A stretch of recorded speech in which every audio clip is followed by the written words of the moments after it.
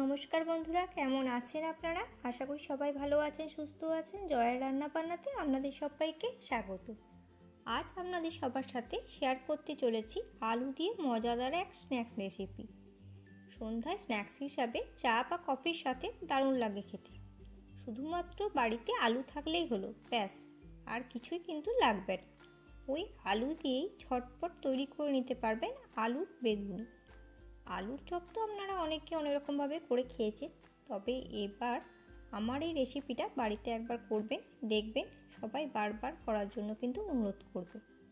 আর খেতে বন্ধুরা দুর্দান্ত হয়, খুবই মুচমুচে হয় আর খুব টেস্টি। পুরো ভিডিও দেখার জন্য আপনাদের কাছে অনুরোধ রইল স্কিপ না করে। আর আজকের রেসিপি ভালো লাগলে অবশ্যই একটা লাইক করে দেবেন। আর এরকম নিত্য নতুন নিরামিষ রেসিপি দেখতে থাকার জন্য অবশ্যই চ্যানেলটিকে সাবস্ক্রাইব করে দেবেন।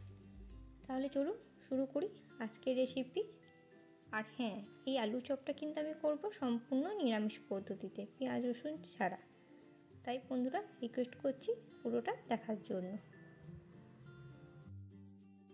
তো রান্না শুরুতে প্রথমেই দেখুন, আমি একটা বড় সাইজের আলুকে খোসা ছাড়িয়ে গোল গোল করে, মানে চাকার আকারে গোল গোল করে চাকতির মতো করে কেটে নিয়েছি।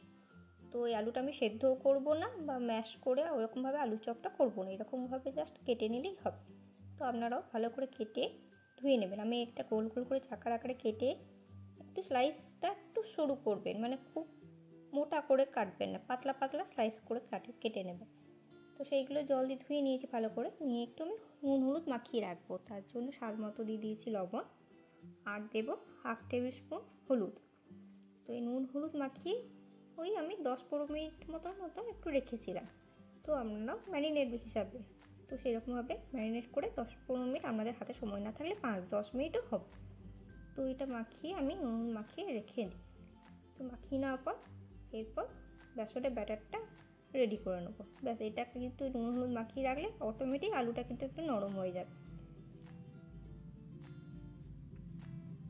তো ভালো করে আমার মাখানো হয়ে গেল নুন হলুদ মাখিয়ে। এবার জাস্ট একটুই 5-10 মিনিটের মতন আমি এটাকে রেখে, যতক্ষণ ওই ব্যাটারটা লাগবে, মানে বেসনের ব্যাটারটা গুলতে যতক্ষণ টাইম লাগে ততক্ষণই। জাস্ট আমি প্রথমেই বলেছি এটা খুব ঝটপট হয়ে যায়, কিন্তু খুবই তাড়াতাড়ি হয়ে যায়, থাকুক এটা। তো এবার চলুন বেসনের ব্যাটারটা তৈরি করে নিই। তো একটা বড় বাটিতে আমি বেসন নিয়ে নিয়েছি, 1 বাটি নিয়েছিলাম, মানে এটা 1 কাপ মতন আমি বেসন দিলাম। এরপর এই বেসনের মধ্যে কিছু উপকরণ আমি অ্যাড করছি। তো দেব 1/2 টেবিল স্পুন পোস্ত, গোটা পোস্ত দিচ্ছি। আর দেব ওই 1/4 মতো কালো জিরে। আর দেব 1 চামচ হোমমেড ভাজা মশলা। তো আমি ভাজা মশলা কি করে তৈরি করেছি অলরেডি আমি অন্যান্য রেসিপিতে দেখিয়ে দিয়েছি, আপনারা দেখতে চাইলে আমার ডেসক্রিপশন বক্সটা একটু চেক করে নেবেন। তো দিয়ে দিলাম ঘরে তৈরি ভাজা মশলা 1 চামচ। আর দিচ্ছি চাট মশলা, চাট মশলাটা 1/4 হিসাবে দিলাম। আর হিংটা আপনারা চাইলেও দিতে পারেন, না চাইলেও অ্যাভয়েড করতে পারেন। হিংটাও দিচ্ছি 1/4, যেহেতু এটা নিরামিষ করছি আমি পেঁয়াজ রসুন ছাড়া, তাই জন্য একটু হিং দিলাম। আর নিরামিষ চপে হিং দিলে কিন্তু টেস্টটা একটু আলাদা হয়। আর 1/2 টেবিল স্পুন হলুদ গুঁড়ো দিলাম। দিয়ে এটার একটা চামচের সাহায্যে গুঁড়ো মশলাগুলো বেসনের সাথে ভালো করে মিক্স করে নিচ্ছি। আর এটার মধ্যে দেব আদা আর লঙ্কা, একটু আমি মিক্সিতে পেস্ট করে নিয়েছিলাম, একটু জল দিয়ে ভালো করে পেস্ট করেছি। মানে জলটা যেহেতু দেখুন বেসন তো গুলতে জল লাগবে, তাই জন্য আদা লঙ্কাটা একটু জল জল করে বেটেছিলাম। নিয়ে ওই জলটা দিয়েই আমি পুরো বেসনটা গুলে নেব। এরপর অল্প অল্প জল দিয়েই আমি বেসনটা গুলছি, যতটা জল লাগছে ততটা জল দিয়ে গুলব। আপনারা চাইলে চামচের সাহায্যেও ব্যাটারটা তো গুলে নিতে পারেন বা হাতেও লাগাতে পারেন। আমি হাত দিয়ে পরে গুলছি, প্রথমে একটু চামচ দিয়ে গুলে নিই ভালো করে। আর খুব পাতলা কিন্তু বেসনটা হবে না, মানে একদম একটু থেকে থকথকে ব্যাপার যেটা, সেটা কিন্তু রাখতে হবে। খুব নরম হয়ে গেলে কিন্তু অসুবিধা আছে। তো চামচের সাহায্যে আমি দেখাচ্ছিলাম ঠিকই, কিন্তু আমার হচ্ছিল না ভালো, তাই জন্য মনে হলো চলো হাত দিয়েই করি। আমার হাত দিয়ে গুলতে বেশি ভালো লাগে। তো হাত দিয়ে ভালো করে এরকম করে দানা দানা যেগুলো ছিল, দানা ভাবটা, সেটা ম্যাশ করে ভালো করে ফেটিয়ে নিচ্ছি। আর যত বেসনটা কিন্তু ফাটা হবে না, ততই কিন্তু যে মুচমুচে ব্যাপারটা আসে না, সেই মুচমুচে ব্যাপারটা চলে আসে। যেহেতু আমি বেকিং সোডা কিছু ইউজ করছি না, ইনো টিনো, তো সেই জন্য ভালো করে এরকম করে ফেটিয়ে নেবেন। আপনারা যত ভালো ফেটাবেন দেখবেন ততটাই ভাপ ধরেছে ভেতরে, মুচমুচে হবে। ব্যাস, বেসন আমার রেডি হয়ে গেল। চলুন এবার গরম গরম ভেজে নিই।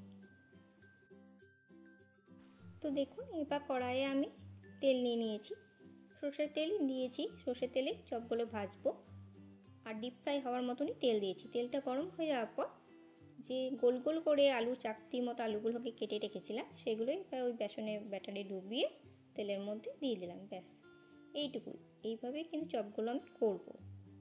তো খুবই ঝটপট, দেখতে পেলে খুবই তাড়াতাড়ি হয়ে যায়, মানে মিনিট 10-এর মধ্যে কিন্তু আলু চপটা চটপট তৈরি করে নিতে পারবে। খেতে বন্ধুরা অসম্ভব সুন্দর। তো দেখুন কথা বলতে বলতে ওই পিঠটা ভালো করে আমার লাল হয়ে গেছে। লাল হয়ে যাওয়ার পর এই পিঠটা আমি ভেজে নিলাম। লাল লাল হয়ে গেলেই কিন্তু তুলে নেবে, বেশিক্ষণ কিন্তু ভাজতেও টাইম লাগে না। তো আমার আজকের রেসিপিটার নাম দিয়েছি আলুর বেগুনি, মজা করে দিয়েছি।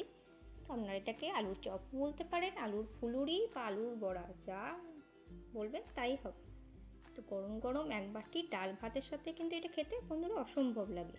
সন্ধে পেলে চা কফির সাথেও দারুণ লাগে।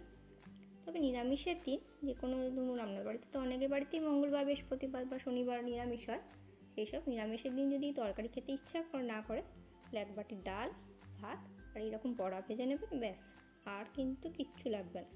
খেতে বন্ধুরা খুবই টেস্টি হয়, খুব মুচমুচে হয়। কথা বলতে বলতে দেখুন সবগুলো কিন্তু ভাজা হয়ে গেছে, ভালো করে লাল করে ভেজে নিয়েছি। তো এগুলোকে চলুন চটপট তেল থেকে তুলে একটা সার্ভিং প্লেটে সার্ভ করে দেখিয়ে দিচ্ছি। ভেতরটা কিন্তু খুবই মুচমুচে হয়। তো আমি কিন্তু কোনো রকম খাবার সোডা ইউজ করিনি। ব্যাটারে একটু আমি গরম তেল দিয়ে দিয়েছিলাম, বলতে তো আপনাদের ভুলেই গেছি। দেখলেন, এতক্ষণ আমার মনে পড়লো। তো ব্যাটারের মধ্যে একটু গরম তেলটা যখন গরম হয়ে গেছিলো, তখনই আমি একটু তেল ব্যাটারের মধ্যে, বেসনের ব্যাটারটার মধ্যে দিয়ে দিয়েছিলাম। ব্যাস, তাহলেই আমার মুচমুচে হয়ে যায়। তো আমি আপনাদেরকে ভেঙে সেটা দেখিয়েও দিচ্ছি। তো দেখুন সার্ভিং প্লেটে সার্ভ করে দিয়েছি, দিচ্ছি কীরকম মুচমুচে হয়েছে। খেতে বন্ধুরা সত্যিই দারুণ হয়। একবার আমার মতো করে তৈরি করবে, আশা করি আপনাদের খুবই ভালো লাগে। আজকের রেসিপি যদি বন্ধুরা ভালো লাগে তাহলে অবশ্যই একটা লাইক করে দেবে, আর শেয়ার আর কমেন্ট করতে কিন্তু একদমই ভুলবেন না। আর নতুন বন্ধুদের আমার চ্যানেলে স্বাগত জানাই, পুরনো বন্ধুদের চ্যানেলের পাশে থাকার জন্য জানাই অসংখ্য ধন্যবাদ। আর যারা এখন আমার চ্যানেলটি সাবস্ক্রাইব করেনি, তাদেরকে আমার পরিবারের সদস্য হওয়ার জন্য আমন্ত্রণ রইল। আজকের রেসিপি কেমন লাগলো অতি অবশ্যই আমাকে কিন্তু কমেন্ট করে জানাবে। তো চলুন বন্ধুরা, আজকের মতো আসি। আবার দেখা হচ্ছে আপনাদের সাথে নেক্সট ভিডিওতে। ততক্ষণ আপনারা সবাই ভালো থাকবেন, সুস্থ থাকবেন।